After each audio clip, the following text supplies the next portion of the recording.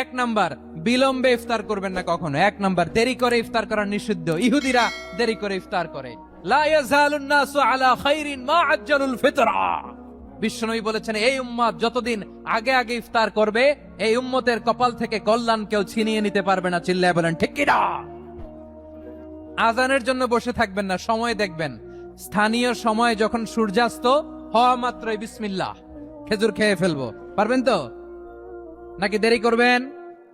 2 number, রমাদানের পবিত্রতা বজায় রাখবো। কোন তর্ক বিতর্ক অশ্লীলতায় আমরা জড়াবো না, ঝগড়া করবো না, সরাসরিও না, ফেসবুকেও না। করবেন? কেউ গালি দিলে বলবেন ইন্নিমরুউন সায়েম, আমি রোজাদার। আল্লাহর হাবিব শিখিয়েছেন, কেউ যদি তোমার গালি দেয়, কটু কথা বলে, অশ্লীল কথা বলে, রমজানে তুমিও বলতে পারবে না। তুমি বলতে পারবা ইন্নিমরুউন সায়েম, আমি রোজাদার। আজকে থেকে নিয়ত করেন, রমজানে কেউ গালি দিলে আপনি একটা গালি দিবেন নাকি? কি বলবেন? রোজাদার, রমজানের পবিত্রতা আমি ভঙ্গ করতে পারবো না। অশ্লীল নাটক সিনেমা আমরা দেখবো না। ব্যাড হ্যাবিট থাকলে রমাদানে এটা ছাড়ার মহা সুযোগ। স্মোকিং এর অভ্যাস আছে অনেকের, ঠিক কিনা? করবেন না কেউ? যদি কারো থাকে, কে করে হাত তোলালাম না আমি। এই রমাদানে এই স্মোকিং হ্যাবিট থেকে আমরা বেরিয়ে আসবো, ঠিক কিনা বলেন? 3 নাম্বার, আমরা মিথ্যা বলবো না। বিশ্বনবী বলেন, মানলাম ইয়াদা কাওলা যুরি ওয়াল আমালা বিহি ফালাইসা লিল্লাহি হাজাতুন ফি আইয়াদা আতআমাহু ওয়া শারাবা। যে রমজানে মিথ্যা কথা, মিথ্যা কাজ, মিথ্যা সাক্ষী ছাড়তে পারে নাই, তার না খেয়ে থাকা, উপবাস থাকা দিয়ে আল্লাহর কিছু যায় আসে না। এজন্য মিথ্যার সাথে আমাদের কোনো সম্পর্ক আছে?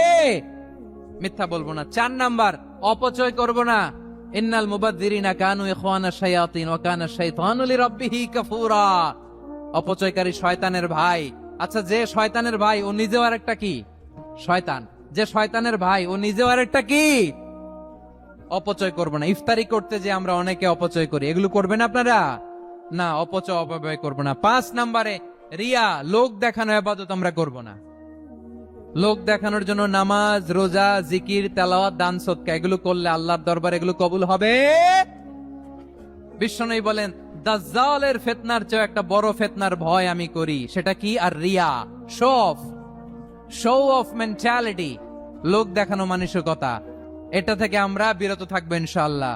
6 নাম্বার, অনেক গুরুত্বপূর্ণ। ব্যবসায়ী ভাইয়েরা, ব্যবসা করেন কারা কারা? হাত তুলে দেখান তো আমারে। মাশাআল্লাহ, হাত নামান। ব্যবসায়ী ভাইয়েরা, অনেক অসাধু ব্যবসায়ী আছে, রমজান আসলে নিত্য প্রয়োজনীয় পণ্যের মূল্য বৃদ্ধি করে দেয়। এরকম আছে না নাই? এগুলো করবেন না। মজুদদারি করবেন না। পণ্যের কৃত্রিম সংকট বাজারে করবেন না। আপনি লাখ টাকা কামায়া ভাবছেন যে রোজাদারদের কষ্ট দিয়ে ধনী হবেন। এমন রোগ আল্লাহ আপনারে দিবে, কোটি টাকা দিয়েও আপনি হাসপাতালের বিল পরিশোধ করার ক্ষমতা আপনার হবে না। খবরদার। শেষ বয়সে দেখবেন কি কষ্ট আপনার হয়। আপনি রোজাদারদের কষ্ট দিচ্ছেন, আল্লাহ আপনার সুখে রাখবে? আল্লাহর দোহাই লাগে, আমার ব্যবসায়ী ভাইয়েরা এটা করবেন না। আরব বিশ্বে আমরা দেখেছি, আরব বিশ্বের ব্যবসায়ীরা সারা বছরে ব্যবসা করে, রমজানে ভর্তুকি দেয়। আর আমার দেশের কিছু অসাধু ব্যবসায়ী রমজানে গলাকাটা ব্যবসা করে আর সারা বছর সইটার উপর দিয়ে চলে। চিল্লায় বলেন ঠিক কিনা?